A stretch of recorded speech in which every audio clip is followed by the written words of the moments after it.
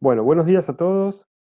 Buen mediodía para todos y todas. En nombre de la Universidad de Palermo les doy la bienvenida a esta actividad, que es la presentación del libro El arte de la investigación, y que va a contar con la presencia y la exposición de Emilio Tenti Fanfani y de Roberto Saba. En breve los voy a presentar como corresponde, pero antes de avanzar quisiera agradecerles especialmente tanto a Emilio como a Roberto por contar con sus aportes y reflexiones. Como les decía, la presentación de hoy es El arte de la investigación, es un libro muy importante, es un libro que fue publicado por primera vez en Estados Unidos en 1995 y se edita ahora por primera vez en español. Fue escrito por un grupo de destacadísimos profesores que vienen de distintas universidades, de Chicago, Virginia, Boston, Rutgers. Los autores de los libros son cinco: Wayne C. Booth, Gregory Colomb, Joseph Williams, Joseph Bissap y William Fitzgerald. Esta es la cuarta edición, la que se ha traducido. Se vendieron 750.000 copias, es un libro muy exitoso en Estados Unidos y es un manual que ayudó a miles de investigadores. Bueno, este libro entonces, ya traducido, ya editado, forma parte ahora de la colección de educación superior que dirige Ricardo Popovsky. Como ustedes saben, la colección es un esfuerzo que lleva adelante la universidad hace unos cuantos años y compone un fondo editorial de más de 40 libros. Este justamente es el número 40, ya presentamos antes otro que es el número 41, eh, porque hubo una pequeña demora, digamos, con esta impresión. Como ustedes saben, algunos de los títulos que se presentan son títulos locales y otros son traducciones que son un aporte también que hace la universidad, trayendo a la producción local conocimiento de afuera, digamos, ¿no? Eh, bueno, otra de las cosas que veníamos haciendo antes de la pandemia y que intentamos ahora hacerla de este modo, es justamente la de traer al debate, a la reflexión, temas que son internacionales, problemáticas globales, para poder mirarlas desde una mirada más local. Esta es parte del objetivo de esta presentación. Así que, bueno, como les decía, vamos a escuchar primero a Emilio Tenti Fanfani y luego vamos a escuchar a Roberto Saba, a quienes, como también les dije al comienzo, en nombre de la Universidad de Palermo les agradecemos especialmente su participación. Les cuento el esquema de trabajo que tenemos pensado. Para empezar, ahora en breve le voy a dar la palabra a Emilio y luego hablará Roberto. Habrá algún intercambio y posibles preguntas, por lo que invito a que en la medida que vaya avanzando la presentación, los que quieran puedan ir haciendo sus preguntas en el chat. Voy a contar brevemente quiénes son los expositores, seguramente ustedes los conocen, son conocidos, son muy destacados, pero bueno, unas líneas de cada uno de ellos. Emilio Tenti Fanfani es especialista en educación, es investigador de la Universidad Pedagógica Nacional, la UNIPE, fue investigador principal del CONICET, consultor de UNICEF, IPE, UNESCO, América Latina, y es autor de diferentes libros y artículos, forma parte de varios comités académicos de maestrías, doctorados, revistas especializadas en Argentina y otros países. Roberto Saba es doctor en leyes por la Universidad de Yale, es profesor en Derecho Constitucional y de Derechos Humanos de la Universidad de Buenos Aires, de Palermo y del Litoral. Fue decano de la Facultad de Derecho en la UP entre 2009 y 2016 y actualmente es director del Centro de Estudios de Posgrado. Publicó numerosos artículos y es autor de libros sobre igualdad, libertad de expresión, derecho a la información y otros temas más. Bueno, entonces, si les parece, vamos a dar lugar a... Roberto, ahí te escuchamos. Te pido, si sos tan amable, de dar vos comienzo entonces a la charla y esperando que Emilio después pueda conectarse. Perfecto, no hay ningún problema. Esperamos a Emilio y empiezo yo. Bueno, buenas tardes, buenos días a todos, a todas. Muchas gracias, Diego, y a la Universidad de Palermo y al rector Ricardo Popovsky por por invitarme a presentar esta colección que está bajo su dirección. Gracias, Diego, por tus palabras iniciales. Bueno, solo para chequear, ¿me escuchan bien?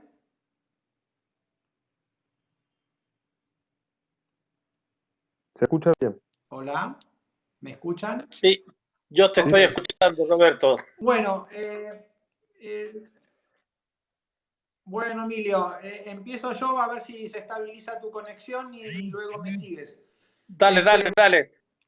Bueno, yo quería empezar, buenísimo, quería empezar imaginándome quiénes pueden estar del otro lado de esta presentación, ¿no es cierto? Pienso en muchos colegas, alumnos que quizás están produciendo una investigación, están trabajando en tesis de maestrías, de doctorado, y creo que este libro y esta presentación del libro puede ser una contribución para ese trabajo. Así que un poco en sintonía con algo que voy a decir respecto del libro, estoy imaginando mi audiencia, que esto va a ser un tema importante de la preparación de una investigación. Entonces, imaginando esa audiencia, pensé también que podía ser interesante, no porque sea mejor ni más valiosa, pero compartir mi experiencia.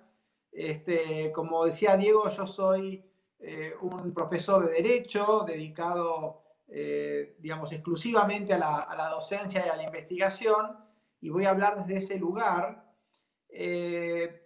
Como muchos de los que quizás nos están escuchando, un momento importante en el aprendizaje, por lo menos de mi lado, respecto de investigación académica, fue el proceso de preparación de mi tesis de doctorado.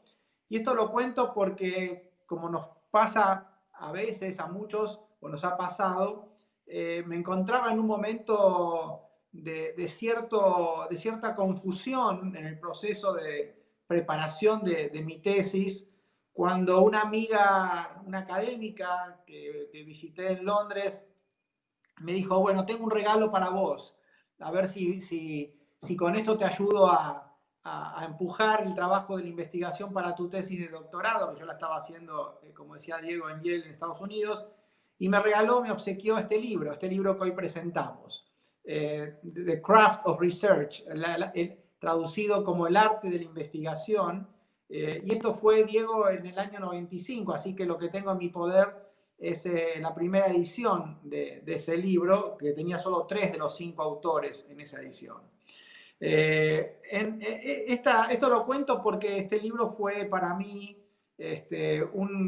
una contribución importante a poder avanzar con mi propia investigación, y ya que estamos en este tono casi de infidencia, yo diría que además de este libro y además de las enseñanzas de mi tutor en Yale, el otro libro que me ayudó, y se los recomiendo a los que estén interesados en trabajar en sus tesis, es un libro que no tiene mucho que ver con la investigación, que es el libro de Murakami, del novelista, sobre en qué pienso cuando pienso acerca de que corro, donde compara lo que significa entrenar para una maratón y escribir una novela, y yo diría, y escribir una tesis, ¿no? Como el trabajo de investigación es en realidad un trabajo de largo aliento, donde hay que entrenar como para una maratón, trabajar todos los días sentarse en la computadora 2, 3, 4 y si pueden más horas, es el único secreto para poder avanzar en este tipo de trabajo. Así que quería simplemente empezar con esta historia más bien personal, como este libro, a través de sus sugerencias y consejos, más mi tutor, más un novelista como Murakami, ayudaron a que produjera esa investigación que es la tesis de doctorado. Respecto del libro concretamente, yo quisiera iluminar o referirme a algunas cuestiones que me parecen centrales en el libro, que como decía Emilio en su intervención recién, se refiere al arte de la investigación. Y yo diría el arte y casi la artesanía, ¿no? Quizá craft también tiene que ver con esa noción de un artesano, ¿no? El trabajo de realizar una investigación, como decía Emilio, no es un trabajo que se hace de acuerdo a recetas, sino que es un trabajo que, por supuesto, hay, como en este libro, propuestas para hacerlo mejor, pero en el fondo también tenemos que ir encontrando nuestra propia capacidad para producir una investigación como lo hacen los artesanos, que por un lado manejan una técnica, pero también hay mucho que uno aporta a ese proceso. La primera gran pregunta que me parece que hacen los autores de este libro para trabajar sobre este arte de la investigación es ¿por qué investigar? No es una pregunta menor, ¿no? ¿Por qué hacemos lo que hacemos? Yo voy a hablar desde el derecho porque yo creo que también esto tiene diferencias en diferentes disciplinas, pero desde el derecho, digamos, nosotros investigamos de algún modo para producir y contribuir con argumentos y también con información. Esto es algo que muchas veces en la investigación jurídica se deja de lado, se soslaya, pero es la importancia también de la investigación empírica asociada con la investigación en materia de derecho, o sea, cómo impactan nuestras ideas, nuestras propuestas, nuestras interpretaciones de la ley sobre la vida de las personas. En general, en una tradición dogmática como la nuestra en términos jurídicos, hemos dejado un poco de lado, o mucho de lado, la investigación empírica, así que yo diría, investigamos porque queremos contribuir a ese trabajo colectivo que significa mejorar las vidas de las personas a través del derecho. En mi caso particular, también la investigación la entiendo como completamente imbrincada y asociada a la enseñanza. Yo diría, en mi caso y en el caso de los académicos que trabajamos en derecho, investigar, ¿para qué investigar? Investigamos para poder enseñar y también enseñamos para poder investigar. Yo creo que esta relación estrecha entre investigación y docencia también está en el libro. Hay una referencia al libro muy fuerte, sobre todo en la parte introductoria, a la relación entre enseñanza e investigación. Otro punto interesante me parece del libro y de lo que propone el libro como para ayudarnos a desarrollar este arte, es la idea de la necesidad de conectar con el lector, con la audiencia. Escribimos para una audiencia, siempre escribimos para una audiencia. Yo recuerdo que mi tutor me decía, esta tesis es una tesis en la que necesitas convencer al jurado de tu idea, de tu argumento. Entonces, la idea de construir tu audiencia, de identificar a tu lector y conectar con el lector o lectora de tu investigación, es un aspecto central, según los autores, de una investigación, y yo comparto esto.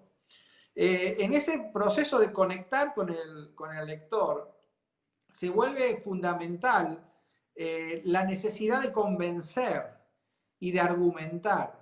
Una investigación, por lo menos en el campo del derecho, tiene mucho que ver con defender una idea, una propuesta.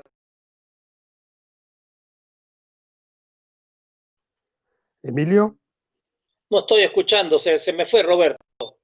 sí, a mí también. Emilio, te voy a pedir ahora, si sos tan amable, de ir arrancando vos y vamos completándonos en la medida que la colectividad lo permita.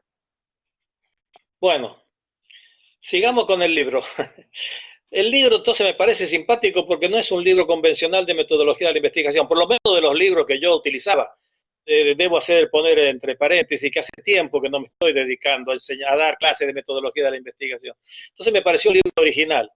Yo tengo estoy de acuerdo, digamos, con que, retomando el hilo de lo que decía Roberto, el que investiga porque es curioso, porque quiere saber, quiere agregar conocimiento, quiere entender, ayudar a entender el mundo que vivimos, esa parte del mundo que nosotros nos dedicamos a investigar, ya sea el mundo económico, el mundo cultural, el mundo político, el mundo de la escuela, el mundo de la familia, etcétera, etcétera.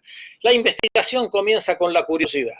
¿Qué relación tiene esto con esto otro? ¿Por qué? ¿Cuáles son las causas o factores que permiten explicar la emergencia de un fenómeno, un cierto cambio en la sociedad, etcétera, etcétera? Siempre primero está la pregunta, está la curiosidad. Ahora, la pregunta no surge espontáneamente. O sea, aquí es donde yo tengo algunas críticas que hacerle al libro. El libro es el típico libro de cultura académica anglosajona. Si bien no aparece la desgraciada expresión marco teórico, y lo cual es elogiable, me preocupa que en todo el libro la teoría no aparece por ningún lado, no aparece el concepto de teoría. Hay todo un capítulo dedicado a la cuestión de la argumentación, a la explicación de las razones, pero no aparece el concepto de teoría. Esto es sorprendente, digamos, ¿no? Me da la impresión de que está anclado en una tradición muy empiricista, digamos, ¿no? Donde tanto la pregunta como el problema, como las respuestas que uno da al problema, las respuestas provisorias que uno da al problema, los argumentos o razones o las argumentaciones con que sostenemos nuestra tesis principal, son como surgidas de la imaginación del investigador. En realidad, uno cuando investiga dentro de una tradición disciplinaria específica. Es aquí donde quiero hacer intervenir la relación entre la metodología y la teoría. En realidad, cuando uno trae el lenguaje que nosotros hablamos, el sociólogo habla un lenguaje de sociólogo, el antropólogo habla un lenguaje, la teoría es el lenguaje que utilizamos para hablar de las cosas sociales. La teoría no es el conocimiento hecho, es el conocimiento que aprendemos en los cursos de teoría. No es el conocimiento hecho para ser aprendido y para ser enseñado. Cuando uno dice, bueno, hago un curso sobre Foucault, estudio la teoría de Foucault. ¿Para qué estudio la teoría de Foucault? Normalmente se estudia a Foucault, ¿para qué? Aprender los conceptos de Foucault, ¿para qué? Para enseñárselo a otros. Eso es lo que sucede normalmente en campo académico. Uno aprende una determinada teoría, a su vez para enseñársela a otros, para que a su vez esos otros se lo enseñen a los demás. La teoría es el lenguaje, es un modo de ver las cosas, nos permite ver relaciones entre cosas que aparentemente no tienen relación y nos permite distinguir cosas que aparecen unificadas desde el punto de vista del sentido común. Es decir, es a partir del lenguaje, de la teoría que tenemos, que formulamos problemas, que nos hacemos preguntas y que construimos objetos de investigación. Luego los argumentos que damos también están insertos dentro de una determinada tradición teórica. Esto me parece que es importante tener en cuenta. La teoría no es conocimiento hecho, no es un bien de consumo, es un medio de producción, es un medio de producción de preguntas, es un medio de producción de objetos. En vez de repetir lo que escribieron los grandes teóricos de las ciencias sociales, puedo decir Bourdieu, puedo decir, no sé, Giddens, puedo decir Parsons en el campo de la sociología, no han sido hechos para ser aprendidos y para ser enseñados, sino para ser usados, para hacer lo mismo que hacía Foucault. Foucault se dedicó con su lenguaje, con su argumentación, se dedicó a estudiar cosas concretas, la evolución de la sexualidad, la cárcel, la institución hospitalaria. En vez de estar repitiendo Foucault, hagamos lo que hacía Foucault, usemos el lenguaje de Foucault para hacernos preguntas en nuestro contexto de actuación, en Argentina concretamente, ¿se entiende? O sea, lo que hay que imponer es una visión instrumental de la teoría. La teoría es un instrumento que nos permite ver ciertas cosas que de otra manera no podríamos ver. Bueno, la teoría es lo que acá en este libro aparece como argumentación, como de razones. No aparece el concepto de teoría aquí. Yo creo que hay que entonces incorporarlo. Yo no puedo imaginar a alguien que haga investigación con un lenguaje de sentido común. El jurista habla un lenguaje de jurista. Si es kelseniano, utilizar el lenguaje de kelseniano. No sé, eso lo sabrá mejor Roberto. Con el tema del derecho no me meto porque es una ciencia, el mismo Roberto dijo, es interesante para discutir. Yo quisiera aprender con él esto, si es una ciencia empírica, es interesante esto. Pero es una ciencia normativa, tradicionalmente fue una ciencia normativa. Nosotros los que tenemos un objeto externo que estudiar, los que estudiamos los sistemas regulativos, los sistemas normativos de la escuela, tenemos que tener argumentos, tenemos que tener un lenguaje, pero al mismo tiempo este argumento con el cual tratamos y discutimos los problemas y construimos objetos debe ser coherente, debe ser lógicamente coherente, pero al mismo tiempo debe estar sustentado en ciencias empíricas. Si yo digo que el nivel socioeconómico de la familia de los niños de alguna manera determina su nivel de aprendizaje en la escuela, de la matemática o de la lengua, tengo que tener evidencias empíricas de que efectivamente a mayor nivel socioeconómico de la familia de los chicos, mayor promedio sacan en lengua y matemáticas. Tengo que tener las evidencias que sostengan este argumento, ¿se entiende? Todas las ciencias que tienen un objeto empírico exterior tienen que tener coherencia lógica y al mismo tiempo evidencia empírica. Bueno, por eso yo concibo la metodología como un conjunto de recetas, sino en todo caso me parece interesante en el libro, hay mucho sentido común en el libro. Por ejemplo, dice que parte de un concepto súper genérico de investigación. Dice, surge una pregunta, ¿dónde puedo conseguir comprarme un ventilador? ¿Dónde consigo un ventilador? Bueno, busco la información, me voy a Google y me entero dónde puedo conseguir un ventilador. Bueno, este es un problema y uno busca información para resolver el problema. Bueno, es muy elemental, digamos, parte y en mucho del desarrollo. Hay mucho sentido común del bueno y del pobre, digamos así. Pero hay mucho buen sentido común, que es muy útil. Es una especie de caja de herramientas del libro, me parece muy interesante. No es muy pretencioso, es una caja de herramientas. Uno puede utilizar, agarra cualquier parte del libro y puede encontrar muchas, ¿cómo diría? Consejos prácticos, consejos útiles para investigar. Pero lo que sí nos vamos a encontrar este arte de inventar en el sentido rígido, un arte que prescribe determinadas cosas que hay que hacer en determinadas secuencias para producir conocimiento. Pero la teoría, para mí, lo más importante para investigar es la teoría, no es la metodología, porque se ha instaurado esta división del trabajo en todos los currículos de formación de especialistas en ciencias humanas, que están por un lado los cursos de teoría, por un lado la metodología. En la teoría uno aprende el conocimiento hecho. En la metodología te van a enseñar cómo se produce conocimiento. Esta división de trabajo es perversa. Porque en realidad, los que hacen, digo, empíricamente, no tengo una investigación, pero las evidencias, en mi experiencia, los que hacen gran curso de metodología, muchas veces no han hecho nunca investigación. Porque basta tener un manual, seguir un manual y yo doy un curso de metodología. Yo mismo he dado muchos cursos de metodología, habiendo hecho 2 investigaciones en mi vida. Y sin embargo, di un montón de cursos de metodología de la investigación. O sea, se puede enseñar metodología de la investigación siguiendo un manual sin haber tenido ninguna experiencia de investigación. Es más, diré que es mucho más fácil dar un curso de metodología de la investigación que plantearse un problema de investigación, construir un problema que sea interesante, coherente, inserto dentro de una tradición, que tenga un lenguaje coherente, etcétera, etcétera. Es mucho más fácil dar un curso de metodología. Ahora, ¿por qué esto es así? Y porque hay mucha demanda de curso de metodología. Hay más profesores de metodología de la investigación que investigadores, diría yo. Porque hay mucha demanda. Todos los currículos tienen que en toda licenciatura tiene que haber una materia que se llama metodología de la investigación. Entonces, somos cientos de docentes que damos cursos de metodología de la investigación.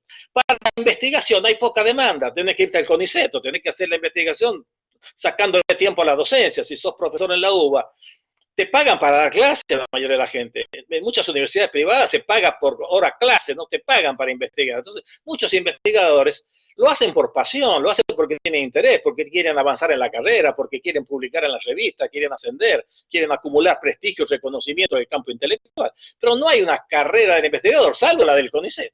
Yo conozco poca gente en las universidades que le paguen para hacer investigación, hay muy poco. Sin embargo, te pagan para dar clases de metodología de la investigación. Esto es lo que a mí me sorprende. Entonces hay que romper con esta división de trabajo. Entonces,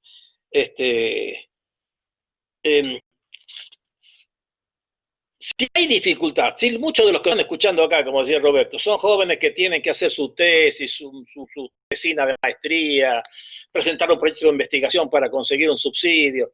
La dificultad que tiene formular un proyecto de investigación es muy difícil, no es fácil.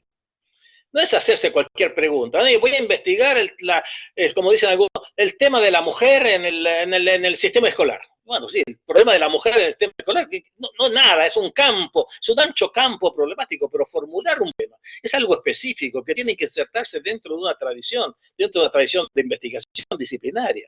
Entonces, si hay dificultades, por lo general, se le imputa esa dificultad a un déficit de los cursos de metodología de la investigación. Se le echa la culpa a los profesores de metodología de la investigación si el tipo no logra formular un buen proyecto de investigación. Yo diría que todo lo contrario. Si los jóvenes tienen dificultades para formular problemas, yo no le imputaría tanto al curso de metodología de la investigación y al que lo dicta, sino que se lo imputaría a los profesores de teoría, que dieron la teoría como conocimiento hecho para ser reproducido, y no como conocimiento hecho como herramienta para pensar, para hacerse preguntas. Ese es el propio teoría, el que tendría que generar al mismo tiempo que da ese conocimiento, que permite que un joven se apropie de un lenguaje que tiene toda una historia, una tradición. Un lenguaje, ojo, que no es homogéneo, hay distintas tradiciones en el campo de la sociología. Pero esas tradiciones deberían ser presentadas en forma dinámica, permitiendo la elaboración de preguntas, desarrollando la curiosidad de los estudiantes. Son los de teoría los que tenemos la mayor responsabilidad cuando el estudiante llega al final de un recorrido y tiene que elaborar una tesis, se encuentran con grandes dificultades. Yo soy un convencido de esto. Tenemos que dar teoría de otra manera. Tenemos que dejar de dar teoría de tipo enciclopédico, corrientes teóricas que por lo general comienzan de atrás para adelante. En teoría sociológica empezamos a un joven que tiene 17, 18 años, que está iniciándose, le hacemos estudiar a los sociólogos del siglo XIX. A Comte, Saint-Simon, Marx, Weber, un muchacho que se acaba de graduar en un bachillerato del Gran Buenos Aires, les hacemos leer Weber. Y la sociología contemporánea recién se la damos al final del recorrido del currículum. Muchas veces ni siquiera alcanzamos a estudiar a los contemporáneos porque nos entretenemos tanto con los clásicos. Resulta que un chico joven que se acaba de graduar tiene muchas dificultades para entender a un sociólogo alemán de fines del siglo XIX, principios del siglo XX, que para entender a Weber hay que tener una gran cultura histórica del campo de las ciencias humanas, entender el mundo, la Alemania de ese momento, Europa en ese momento.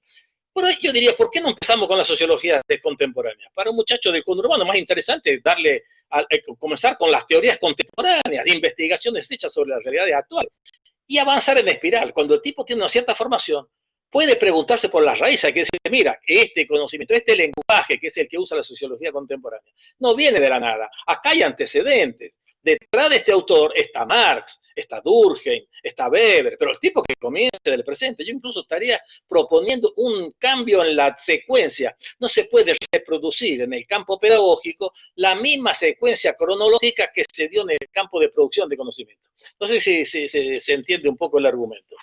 Pero sobre todo romper con este concepto que viene de los cursos de metodología, que es el concepto de marco teórico. Fíjense ustedes, ¿cómo es posible que alguien pueda hacerse una pregunta, formular un problema de investigación, construir un objeto y luego ponerle un marco teórico? O sea, hasta la expresión es enervante, digamos, la expresión misma merece mi repudio. Yo le digo siempre a mis alumnos, a mí no me hable más de marco teórico, porque el marco es algo exterior al objeto. Es como un pintor que pinta una tela, un cuadro, y luego decide qué marco ponerle, pero el marco es exterior, no afecta lo que está dentro, el contenido, digamos, de la investigación.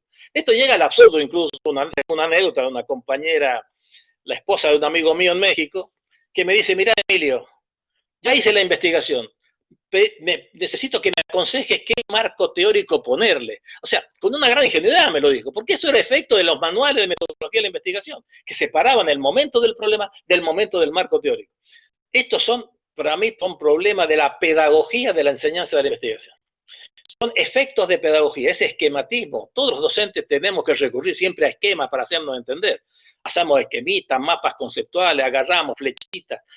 Cuando uno ve las obras de los clásicos, cuando uno lee el Capital, no va a encontrar ningún conjunto de flechitas. Cuando uno estudia los manuales, ve los manuales, un manual clásico de la década de 70, que eran elementos de materialismo histórico, creo que se llamaba, una señora Marta Harnecker, que todavía vive, que era fue discípula de Althusser en Francia. Uno mira ese libro, está lleno de cuadros sinópticos, flechas que van, que vienen, que en vez de aclarar, confunde, porque a veces uno mira esos cuadros, flechas que vienen, flechas que van por arriba, por abajo, y uno ya no entiende nada. El esquema lo inventamos los docentes para simplificar, para hacernos entender, pero resulta que el alumno luego se queda con el esquema. El marco teórico, el problema, el marco teórico, la hipótesis. Bueno, esta es una formalización perversa, porque ninguno de los que producen investigaciones, ninguno de los que producen conocimiento, perdón, sigue los pasos del manual de metodología convencional. Por eso me pareció muy bienvenido este libro, porque es un libro que es más bien una cajita de herramientas, más que proponer, digamos, una máquina de producir investigación. Interesante, Emilio. Bueno, te agradezco tus reflexiones iniciales y ahora le devuelvo la palabra a Roberto si es que tiene conectividad.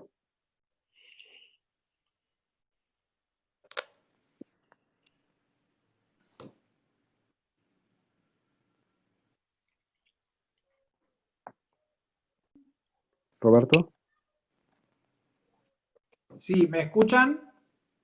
Sí, te escuchamos. Sí. Bueno, perfecto. Bueno, lamento el corte. Acá estamos de vuelta. Escuché casi toda la presentación de Emilio, así que gracias, Emilio, por tu presentación. Bueno, un poco, no quiero tampoco distraer mucho de lo que venía diciendo Emilio, pero quiero volver un poco sobre el hilo de lo que había empezado para luego quizá conectar con algunas cosas que dijo Emilio. Yo les decía que el libro me parece interesante por algunas preguntas o algunos mensajes que le dan al investigador. Sobre todo está pensado como un libro para ayudar a la investigación de quienes están empezando a investigar, aunque puede servirle a todos, pero está pensado, me parece a mí, como una herramienta, como decía Emilio, una caja de herramientas para quien está trabajando en su tesis de maestría, en su tesis de doctorado, en su primer libro.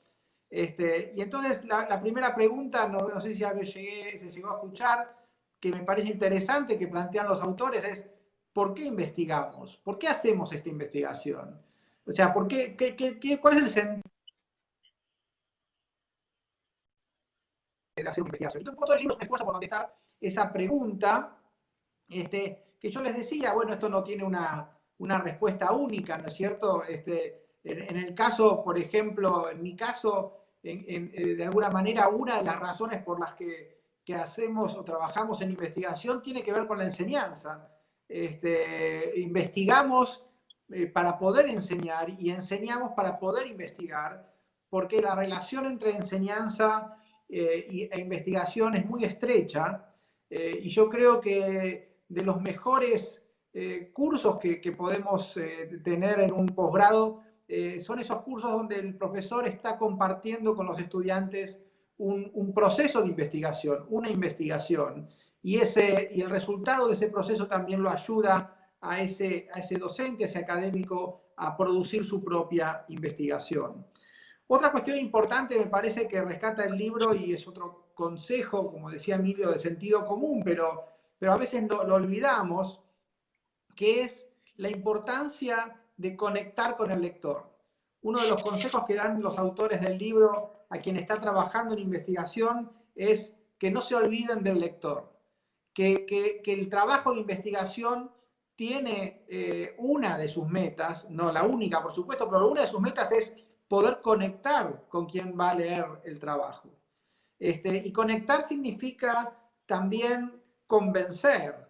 Acá hay un elemento central en el libro, como parte de esa caja de herramientas de la que hablaba Emilio, que es la importancia de argumentar. Y esto en derecho es fundamental. O sea, para mí, por lo menos, los mejores trabajos de investigación jurídica son trabajos de investigación jurídica que apuntan a convencernos de una idea, apuntan a contestar una pregunta y apuntan a convencer de que la respuesta a esa pregunta es la mejor respuesta que se puede dar a esa pregunta. Entonces, la investigación es un esfuerzo argumentativo y un esfuerzo de convicción del lector o de la lectora. Otro aspecto importante que rescatan los autores del libro para quienes están trabajando en investigación es la importancia de conectar también con otros investigadores, de que la investigación sea una perspectiva que conversa, creo que usan esta palabra también, que conversa, que dialoga con otros investigadores y con otras investigaciones. Yo creo que uno de los aportes importantísimos de una investigación es justamente conectar con esa enorme conversación que, como dicen los autores, empezó quizá hace 2500 años, cuando nos sentamos en una biblioteca, dicen los autores, y vemos esos miles y miles de libros, son miles y miles de investigaciones que vienen de personas que están de algún modo conversando entre sí. Entonces, yo siempre sugiero a los alumnos que están trabajando en investigación que hagan el esfuerzo por dialogar por ubicarse en conexión con quienes están discutiendo lo mismo que ellos o ellas están discutiendo.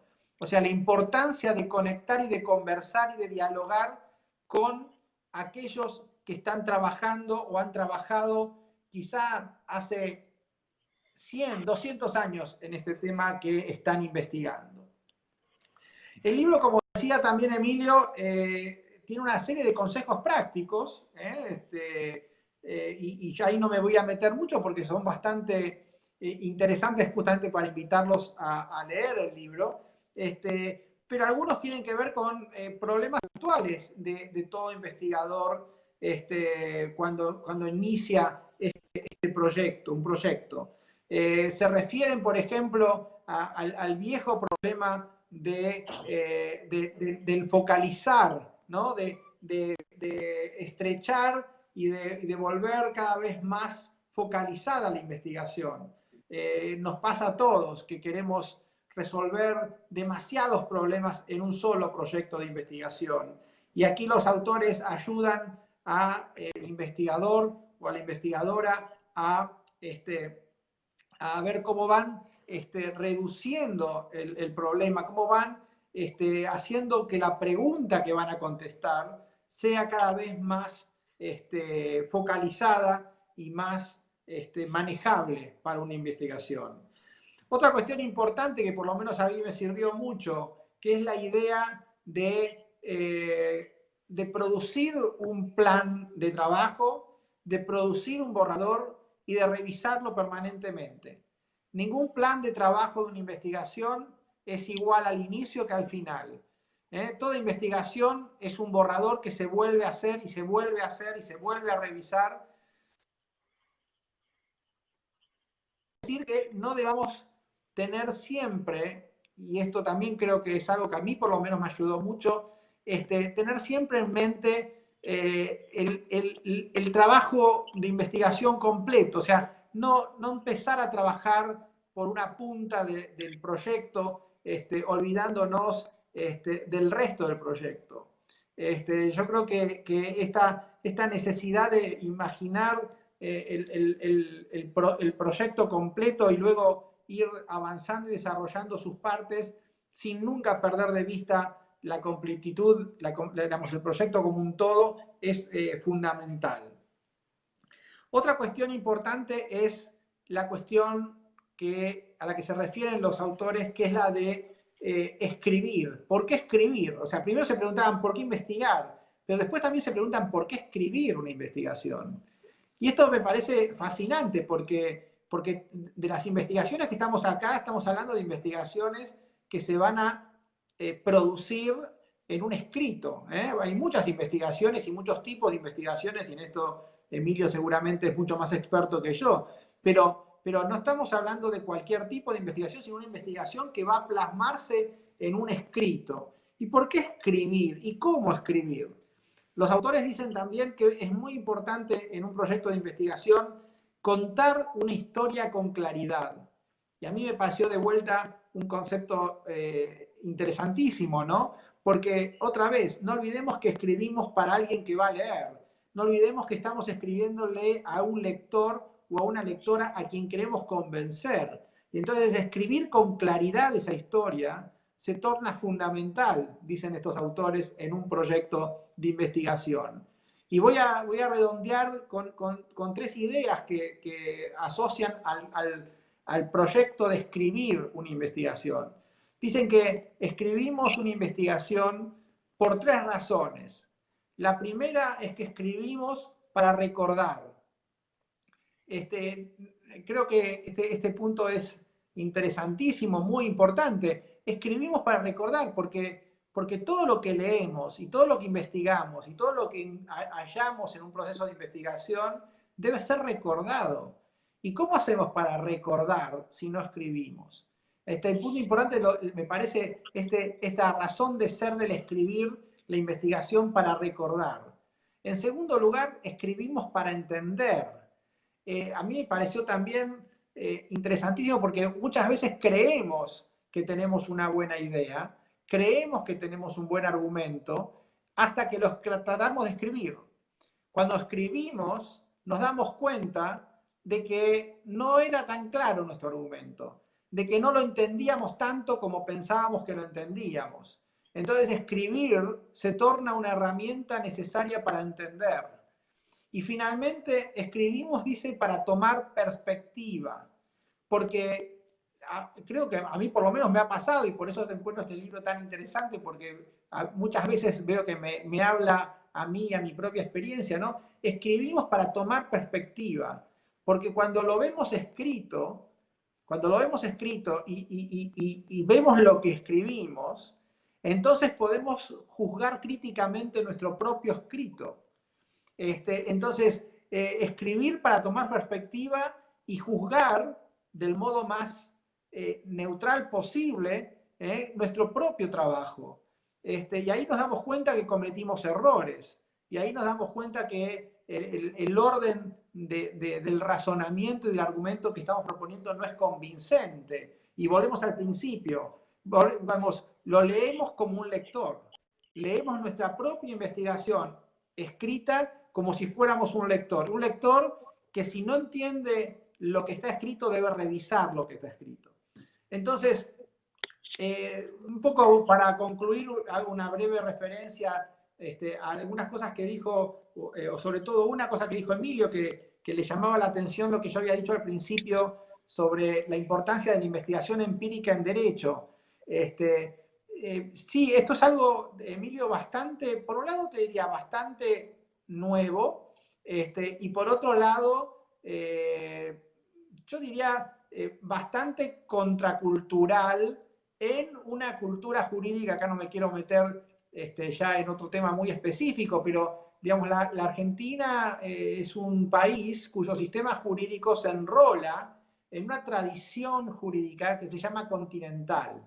Esa tradición continental le da demasiada centralidad e importancia a las normas escritas y soslaya muchas veces el impacto de esas normas en la realidad, el impacto que la norma y la interpretación de la norma tiene sobre la vida de las personas. ¿Qué quiero decir con esto? Que muchas veces, voy a poner un ejemplo porque quizás no se entiende,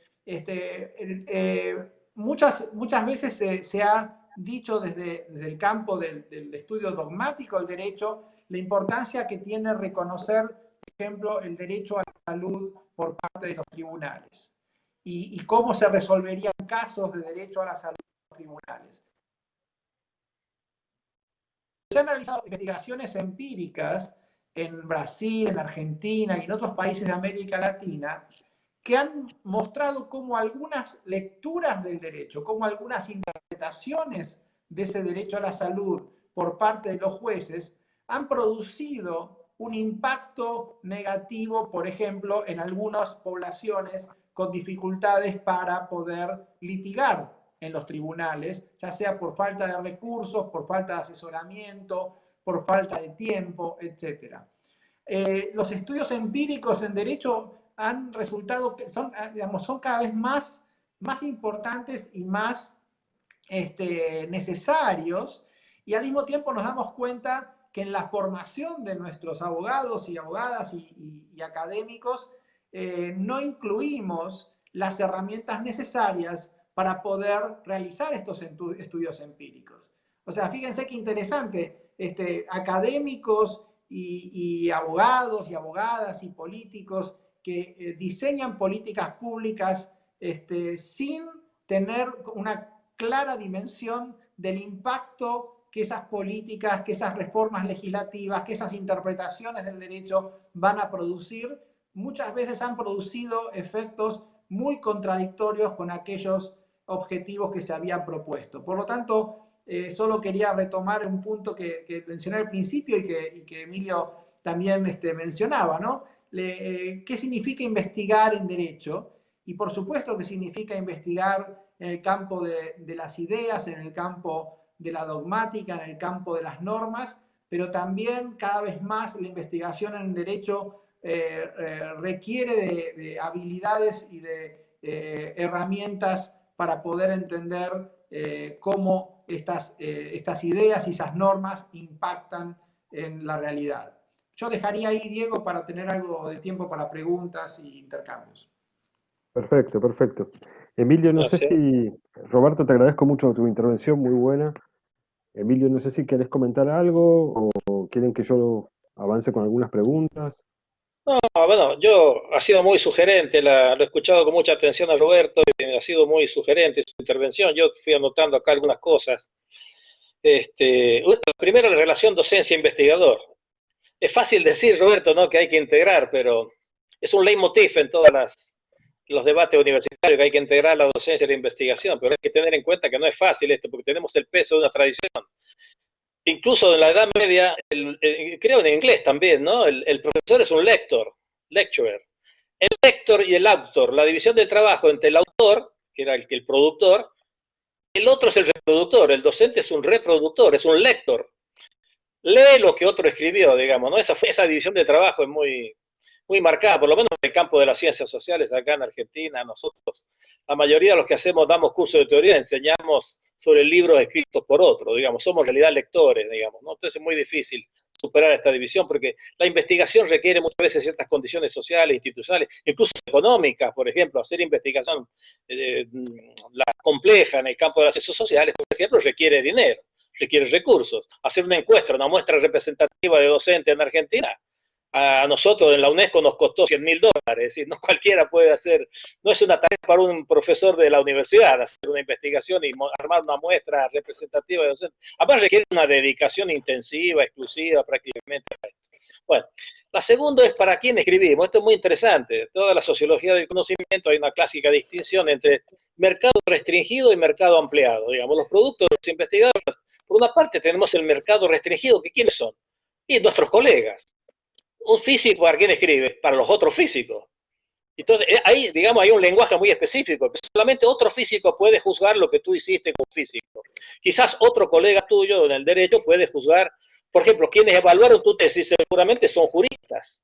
No pueden poner economistas, ni panaderos, ni choferes, digamos, para evaluar ni siquiera para entender tu texto, ¿no es cierto? O sea, hay un primer mercado que es el mercado restringido, y esto es inevitable en todas las disciplinas estructuradas, porque justamente son nuestros colegas, como decía vos, este diálogo que mantenemos incluso con los muertos, con tus colegas, con nuestros antecesores, digamos, y con nuestros contemporáneos, es en ese diálogo, en ese debate, en ese control recíproco, es donde se van produciendo estas verdades siempre provisorias y relativas, digamos. Esto es inevitable. Incluso en los Estados Unidos, por ejemplo, los físicos tienen como un principio de ética que los primeros lectores de un trabajo, de una investigación en física, tienen que ser publicados en la revista de física para físicos. Es más visto que un físico publique una investigación en una revista de circulación masiva, en un diario. Tiene que primero publicarlo en la revista de la Asociación de Física, una revista consolidada, una revista homologada, digamos así. Luego viene la otra etapa, que en las ciencias duras se llama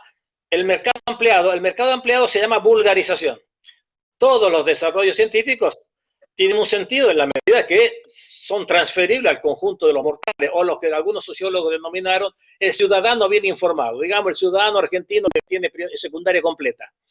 Más en el campo de las ciencias sociales, nosotros estamos obligados también no solamente a escribir para sociólogos y discutirlo entre colegas, nuestros productos, y ahí pasar la prueba de la validez, porque ahí es donde son tus colegas los que te van a controlar, son ellos los que te van a contribuir a hacerte ver tus defectos, y en ese diálogo van surgiendo estas verdades provisorias, digamos, ¿no? Yo creo que esta primera etapa es importante, pero hay que pasar a la otra etapa. Uno que hace investigación socioeducativa, obviamente yo tengo que escribir, no solamente para mis colegas sociólogos, tengo que escribir para los millones de docentes argentinos, para los miles de padres de familia que están preocupados por el tema de la escuela. Entonces, pero aquí en el campo de las ciencias sociales no tenemos una clara división del trabajo entre la vulgarización, el mercado restringido y el mercado ampliado. Muchas veces escribimos para docentes y queremos luego que el CONICET nos valore esa publicación como si fuera una investigación científica. No está clara la vulgarización, el mercado restringido y el mercado ampliado. Porque cada mercado tiene sus requisitos de lenguaje. Un sociólogo contemporáneo dijo que los sociólogos estamos condenados, somos bífidos, tenemos que tener dos lenguas. Una lengua para llegarle al colega del campo y otra lengua para llegar al conjunto de los ciudadanos. hay algunos, los clásicos, por ejemplo, la sociología. Uno cuando lee un clásico, es interesante, ¿no?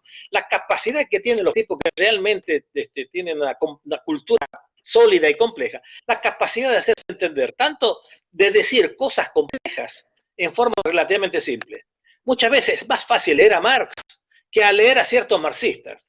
Los ciertos marxistas académicos lo han vuelto hasta incomprensible. Muchas veces yo le digo a los alumnos, bueno, lean a Durkheim. Durkheim era un gran maestro. Uno ve las obras de Durkheim, las puede leer cualquier ciudadano bien informado, con cierta disciplina, con cierto yo, porque tiene una gran capacidad de decir cosas complejas de forma bastante simple. Pero en términos ideal típicos hay un mercado restringido y un mercado ampliado. Que esta distinción está clara en las ciencias duras, pero en la ciencia humana no está clara. Esta es la primera cuestión. Pero es importante esto de insertarse en una tradición intelectual. Ese consejo que vos le dabas a los jóvenes. No creer que uno es el que inventó el problema. No hay problema completamente novedoso. Todos los problemas que podemos imaginarnos ya han sido trabajados o están siendo trabajados por alguien. Entonces lo mejor es insertarse dentro de una tradición. Y ahí te baja mucho la angustia. Porque uno dice, bueno, ¿por qué no replico en Argentina una investigación hecha en Suecia o en Estados Unidos sobre el papel que tiene la familia en relación al apoyo escolar de los hijos? Hay investigaciones que muestran que el papel de la familia norteamericana es distinta a la familia japonesa, que la familia norteamericana se mete en la cuestión pedagógica, mientras que la familia japonesa hace un apoyo más afectivo de chicos, pero no se mete en las cuestiones de contenido, no reemplazan a maestros la familia japonesa. Bueno, en Argentina, ¿cómo sería la cosa? Entonces uno ya tiene ventaja, porque ya se mete en una tradición, tiene resuelto el tema del método, el tema del problema, el lenguaje, la pregunta, casi todo. Entonces uno simplemente puede hacer una pequeña contribución y decir, bueno, en Argentina no es ni el modelo norteamericano ni el modelo japonés, es otra la contribución. Hacemos un pequeño aporte, digamos. No hay que no creer que en una investigación vamos a hacer el gran descubrimiento. Simplemente siempre somos enanos en hombros de gigantes, como decía. Entonces esto descomprime mucho el no creer que es el primero que estás haciendo esta investigación. Esto lo veo porque en el campo de la ciencia y la educación todo el mundo cree que es el primero que va a hacer que se plantea ese problema. No sos el primero. Metete en una tradición y eso te va a descomprimir mucho. Y entonces, bueno, tener objetivos más modestos. ¿Sí? Proponete ir un milímetro más allá de lo que se conoce. Bueno, esto también es muy importante y coincido con lo que vos decías. Pero un gran tema ausente que hay que plantear, dos grandes temas ausentes, con esto termino. Uno es la cuestión de la autonomía del campo de la investigación científica. Depende para quién escribe, porque si uno escribe para un ministerio, para el ministro te va a imponer una serie de condiciones. El que te financia la investigación muchas veces te determina qué es lo que tienes que investigar, cómo tienes que investigar y muchas veces hasta te determina el resultado.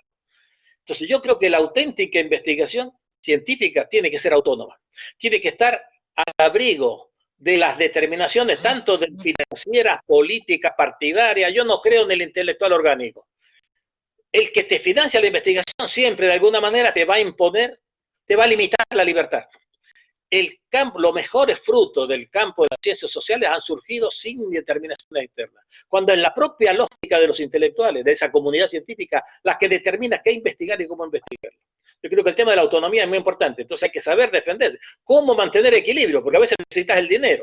El que te pone el dinero, de alguna manera va a intervenir. Hay que ver cómo se negocia, cómo negociar esos márgenes de autonomía, que son siempre relativos, para producir auténticos productos intelectuales. Es un tema que no discutimos aquí, pero que creo que hay que tenerlo en cuenta. Y por último, hay que hacer una especie de meta-reflexión. ¿Qué relación tenemos los investigadores con los objetos? Yo siempre le digo a los maestros, para mí la escuela y lo que sucede dentro de la escuela es un objeto de estudio. Para el maestro, la escuela no es un objeto de estudio, es el lugar donde él va a trabajar. Él va a trabajar, vive eso. El que va a la escuela a investigar, ¿viste? Yo le digo, ¿ustedes han visto una vez algún tesista que llega y le pide permiso al director? Me deja entrar porque quiero hacer entrevista con los profesores. Estoy analizando cómo enseñan matemáticas, cómo se evalúa matemática y cómo se evalúa ciencias sociales. Me deja entrar, porque él va a mirar qué pasa. Esto me hace acordar lo que decía un sabio griego. Dice que en el mercado ese lugar físico donde van productores que llevan las verduras, los pollos, los productos, y van dos tipos de gente al mercado. Unos van a ofrecer sus productos, otros van a comprarlo. Pero a veces va uno que no va ni a comprar ni a vender. ¿A qué va? Va a mirar qué pasa en el mercado. Va a estudiar el mercado. ¿Qué es lo que se vende más? Si se venden más peras que manzanas, si los precios al principio del día se mantienen estables al final o van cayendo, van subiendo. El tipo que va al mercado ni a comprar ni a vender, él va a mirar qué pasa de mercado. El investigador es como ese mirón, ese curioso que va a la escuela, va a la cárcel, va a la fábrica, va a la calle a mirar qué es lo que pasa. Porque se ha hecho preguntas, es el curioso que no va ni a comprar ni a vender. Entonces hay que ser consciente que la relación que nosotros tenemos con ese objeto que estudiamos es distinta a la relación que tienen esos que construyen ese objeto, que le dan vida, que viven de ese objeto, ¿se entiende? Una cosa es el maestro que hace la escuela, que va a la escuela a enseñar, va a trabajar, va a ganarse la vida, y otra cosa el que va a la escuela, como yo, que voy a investigarla, voy a mirar los archivos, voy a hacer entrevistas con los profesores, hago entrevistas con los alumnos, voy a mirar ese objeto. Yo soy el curioso que va al mercado ni a comprar ni a vender, soy el que va a mirar. Esto es importante porque esto determina la mirada que tenemos en relación con ese objeto. O sea que tenemos que hacer una especie de meta-reflexión de quiénes somos los investigadores y qué relación tenemos con ese objeto y qué tipo de mirada permite ese distanciamiento que es típico del investigador. Por último, el método. Me gustó una frase de un filósofo francés, dice, el método es el camino una vez que se lo ha recorrido. Por eso decía, también estoy de acuerdo con lo que decía Roberto, el plan se redefine. Miren, todo lo que tenemos experiencia de investigación, sabemos lo difícil que es. A veces nos topamos en callejones sin salida, tenemos que retroceder, volver para atrás, redefinir el problema, redefinir el instrumento, nos frustramos, seguimos para adelante. El método es el camino una vez que se lo ha recorrido. Gracias. Interesante, Emilio, muchas gracias. Roberto, ahí veía que ibas y venías con la conectividad. No sé si tenés ganas de comentar algo. Mientras tanto voy a mostrar el libro porque, bueno, existe. Además de que lo estamos presentando, es un objeto lindo. Y bueno, espero que pronto puedan ustedes también tenerlo, verlo, revisarlo. Roberto, no sé si querés comentar algo. No se te está escuchando.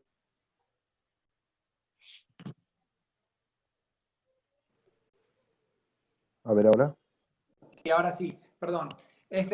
Sí, quería dar unas par de reacciones a esto último que decía Emilio, que como creo que entendí, que tenemos muchas coincidencias.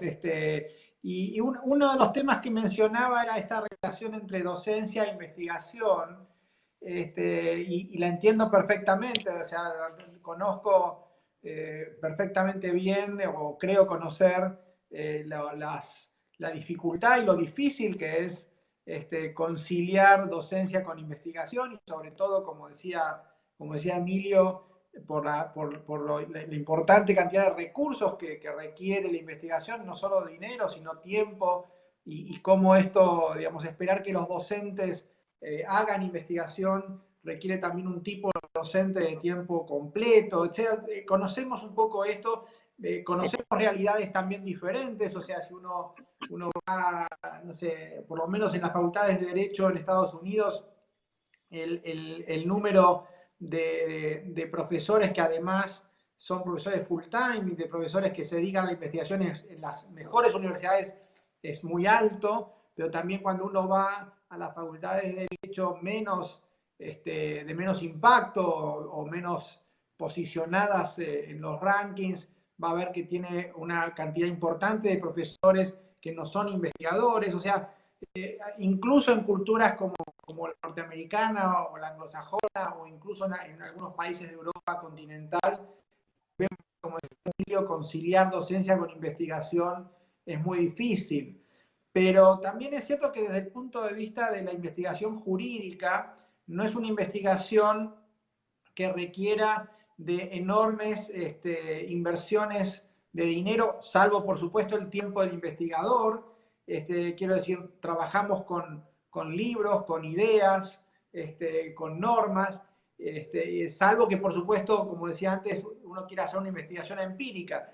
Pero a mí me parece importante este punto porque yo creo que, por supuesto, puede haber excelentes docentes y excelentes profesores que son, como decía Emilio, lectores o lecturers, pero también la importancia de que el docente, además de repetir lo que otros han investigado, también desarrolle ideas y argumentos propios que los digamos, que los produce en el contexto de la investigación.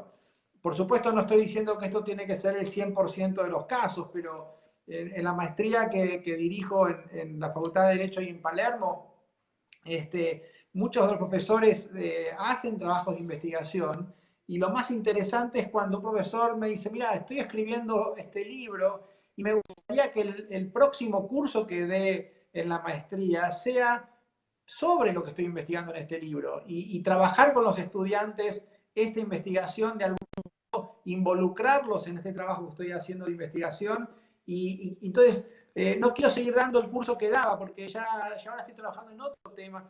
En fin, y entiendo perfectamente que, como decía Emilio, en la Argentina esto es muy complicado. Son muy pocas las universidades que pueden darse el lujo de tener un porcentaje importante del cuerpo docente haciendo también investigación, pero yo creo que es a donde tenemos que apuntar, ¿no?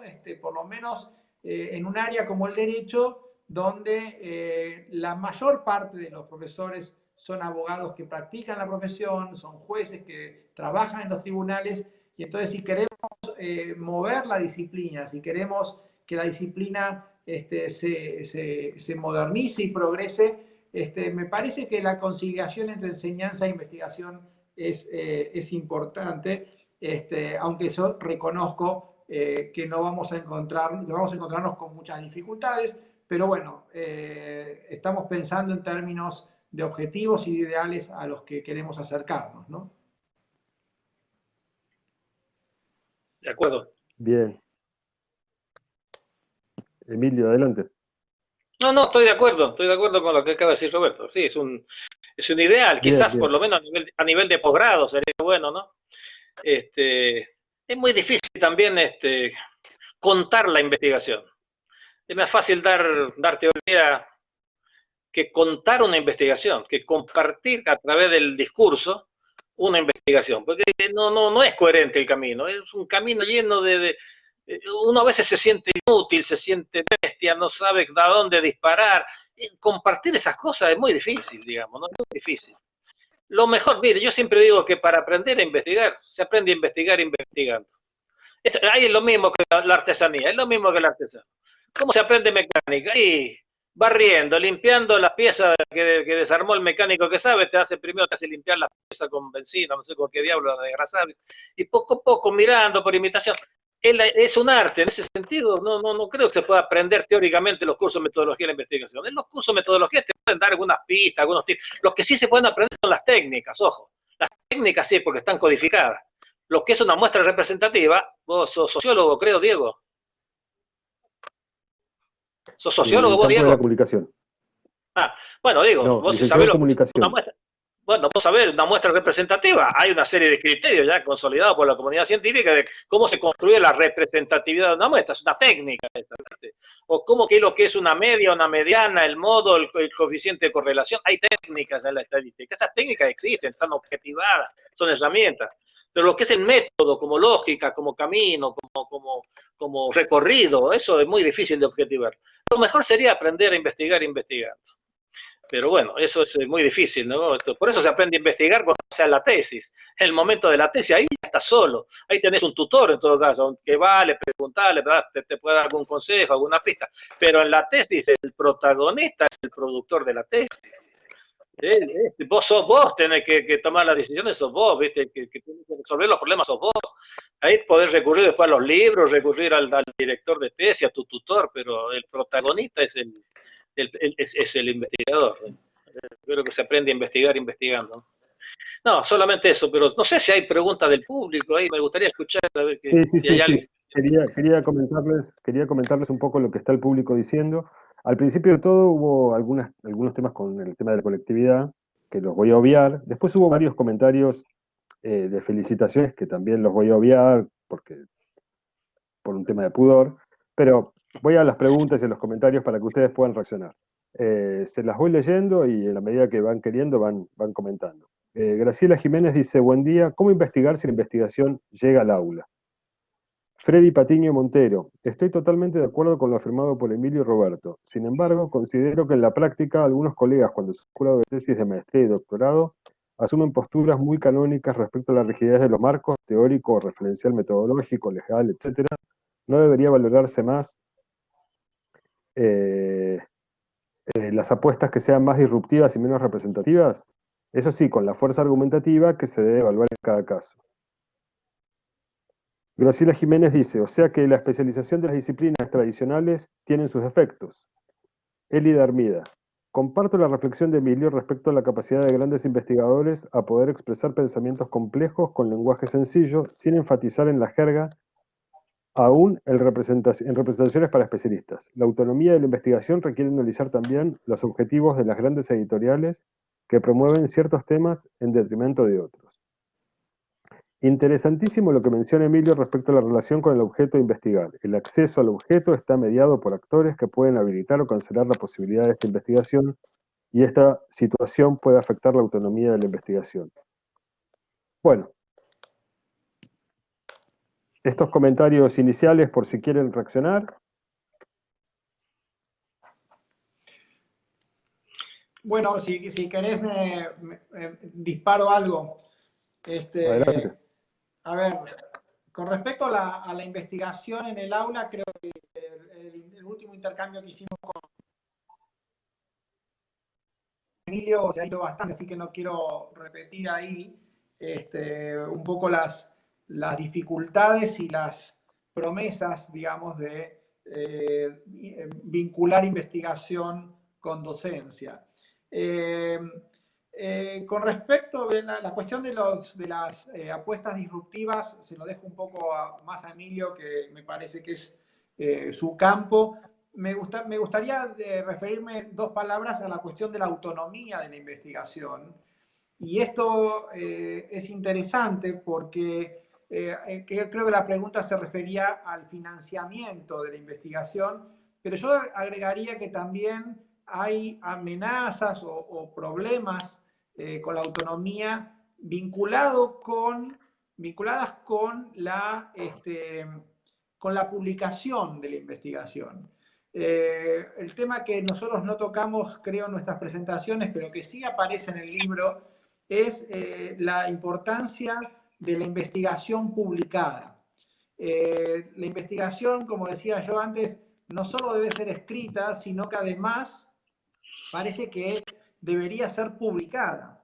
La investigación publicada tiene un pedigrí, tiene una legitimidad que ¿me escuchan bien? Sí. Sí. Que tiene, digamos, que solo tiene la investigación publicada. Ahora, en Argentina no está pasando tanto, pero en otros países sí, que las publicaciones, digamos, más importantes para digamos, que le dan legitimidad a la investigación, empiezan.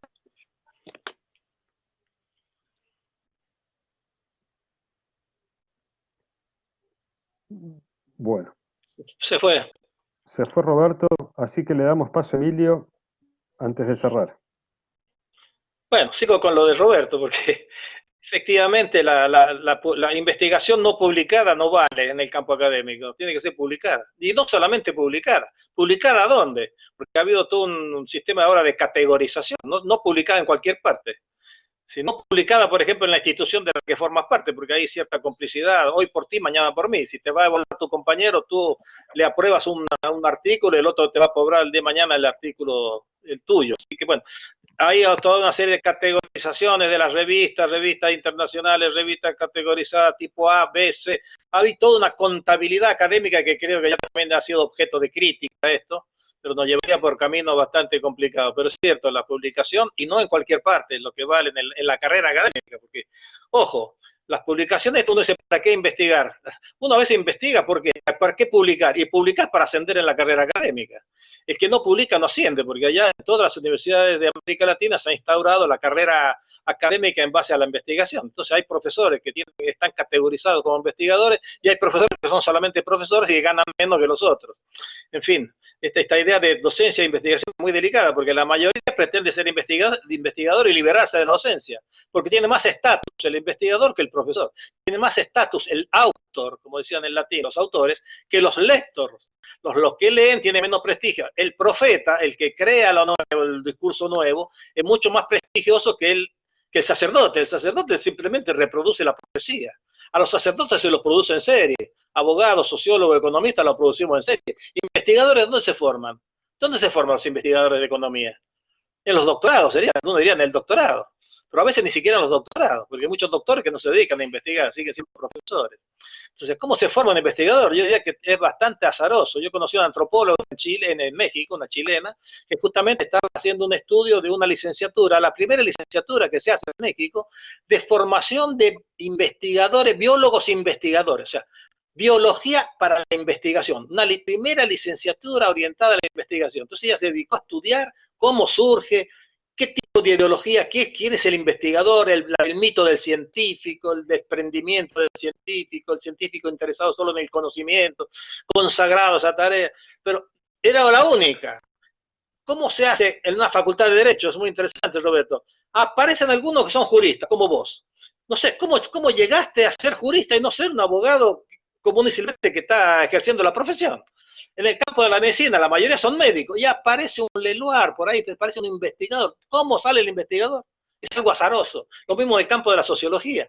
Muchos se dedican a ejercer la profesión, a trabajar en el Estado, a hacer investigación policy-oriented, como se llama, orientada a la formulación de política, y aparecen algunos que llegan al CONICET. ¿Cómo llega al CONICET el tipo? ¿Y cómo hace para vivir de la investigación? Son todos procesos muy azarosos, no está formalizada la producción del investigador. Entonces esto es muy interesante también. Bueno, esto con el tema de la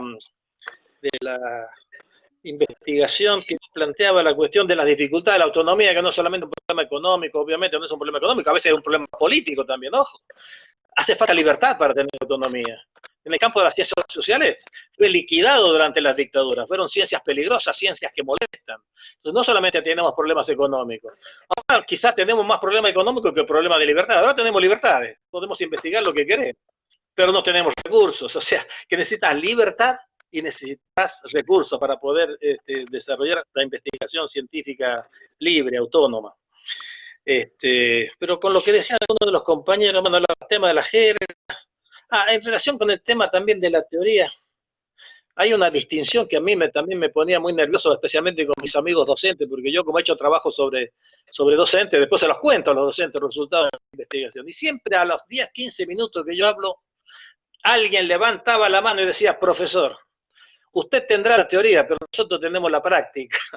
Es una vieja distinción que está muy instalada en el campo de la pedagogía y de las ciencias sociales. Que como nosotros, que somos académicos, los que escribimos, digamos, tenemos la teoría. Y ellos tienen la práctica. Digo, mire, yo quisiera que discutamos. A ver, ¿qué quiere decir usted con que yo tengo la teoría? O sea, usted no tiene teoría y yo no tengo práctica. Entonces, ahí está, empezamos a hacer una discusión y la gente entiende los argumentos. Ahora, como ya aprendí, antes que alguien me levante la mano y me lo diga, yo planteo eso. Les digo, bueno, yo planteo que hay distintas relaciones con el objeto. Que todos tenemos teoría porque todos tenemos lenguaje. Todo el mundo sabe lo que es el poder. Todo el mundo sabe lo que es una norma, lo que es el derecho. Todo el mundo sabe lo que es la autoridad. Todos saben lo que es el conflicto. Todos saben lo que es una institución. El taxista te dice que Duhalde tenía más poder antes que ahora. Obvio, lo saben lo que es el poder. Pero no tienen un saber discursivo, explícito, formal.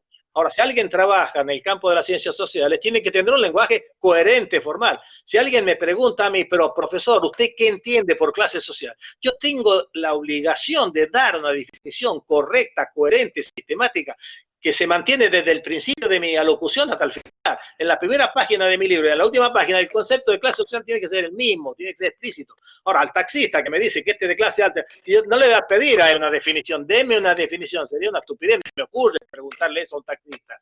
Él sabe, pero tiene un conocimiento implícito. Ahora, al que le pagan para producir conocimientos en ciencias sociales, debe tener un lenguaje explícito. Esa es la única diferencia, pero práctica tenemos todo, y teoría tenemos todo, ¿no? Pero bueno, hay una distinta relación con esos objetos. Y como decía yo, para mí las realidades sociales son objetos. Viste que un sociólogo dice, che, qué interesante, este tipo lo asesinaron. La tasa, para nosotros un problema es interesante, aunque uno diría, bueno, es un problema trágico, pero desde el punto de vista que lo mira como un objeto, para alguien es interesante eso. Las infracciones son interesantes. La infracción de la norma, por ejemplo, son cosas interesantes. Yo, no, ¿cómo interesantes? Son un problema, diría, ¿no es cierto?, del hombre en sentido común. No, pero para el que hace sociología del derecho, la infracción es muy interesante como fenómeno. Bueno, entonces digo, la relación con el objeto es distinta. Eso yo creo que vuelvo sobre este tema porque me parece muy importante. Nosotros, los investigadores, tenemos una relación distinta con ese objeto, con los objetos que investigamos, que las que tienen el hombre común, digamos, el hombre o la mujer común, para no hablar un lenguaje tan sexista. Gracias, Emilio. No sé, Roberto, si querés, estamos cerrando. Reflexión final.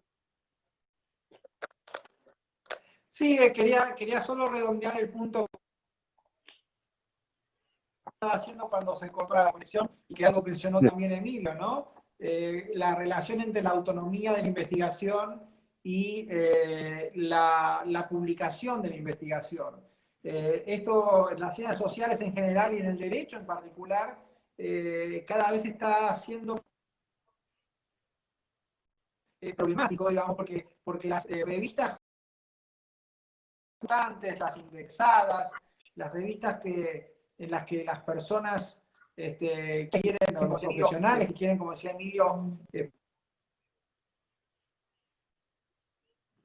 prestigio académico, quieren publicar, imponen de alguna manera el tipo.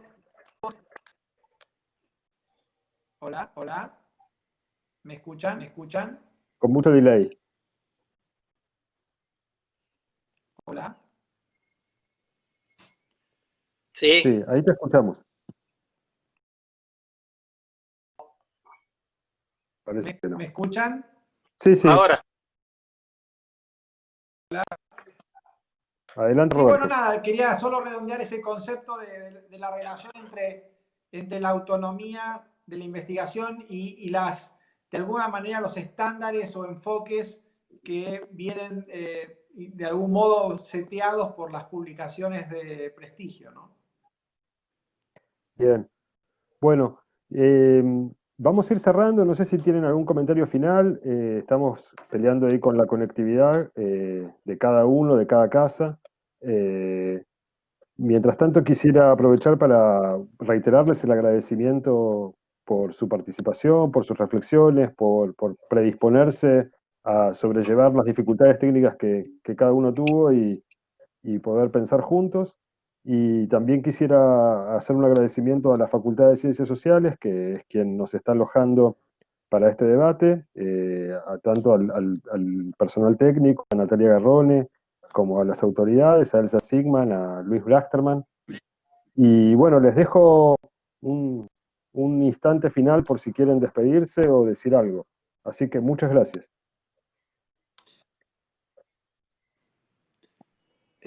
Bueno, me adelanto porque creo que tengo conexión en este momento. ¿Me escuchan bien, Diego? Sí. Sí. Sí, bueno, solo quería agradecerles la invitación, la convocatoria, felicitarlos por este libro que me parece que es un aporte importantísimo para todos los que estén haciendo investigación, y un gusto conocer a Emilio e intercambiar ideas, que para mí fue muy enriquecedor. Muchas gracias a todos y a todas. Bueno. Bueno, lo mismo digo, me sumo a las palabras de Roberto. Mucho escuchando, Roberto, así que interesante. Sos un abogado jurista no convencional, diría yo, en términos estadísticos, así que me siento muy identificado con... Te considero más un colega de las ciencias sociales que por la incorporación del elemento de la empiria, digamos. Yo siempre digo que hay un gran capítulo ausente de la sociología argentina, que es la sociología del derecho. Muy pocos sociólogos se han dedicado a estudiar el funcionamiento de los jueces, los tribunales, los fallos, las infracciones, la frecuencia de los delitos. Muy poca sociología del derecho. Yo creo que es un gran vacío. Muchas veces nosotros no prestamos la importancia debida que tiene la vida social de los sistemas normativos, de las normas escritas, de las reglas escritas, porque el derecho es un conjunto de reglas escritas, No es lo mismo la costumbre que la regla escrita, digamos. Hay un desprecio por la regla, digamos, y creo que, bueno, quizás ustedes mismos, los juristas, puedan llenar ese vacío que han dejado la sociología. Así que te agradezco a vos, le agradezco a la Universidad de Palermo, a Diego que nos hizo esta invitación y a todos los que tuvieron la paciencia de seguirnos en este debate que a mí me pareció muy interesante. Muchas gracias. Bueno, gracias entonces. Gracias a todos y a todas por habernos acompañado. Y hasta la próxima.